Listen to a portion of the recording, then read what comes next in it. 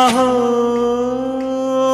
ఒక మనసుకు నేడే పుట్టిన రోజు, అహో తన పల్లవి పాడే చల్లని రోజు.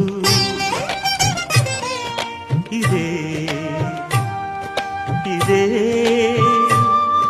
కుహు స్వరాల కానుక, మరో వసంత గీతిక జనించు రోజు.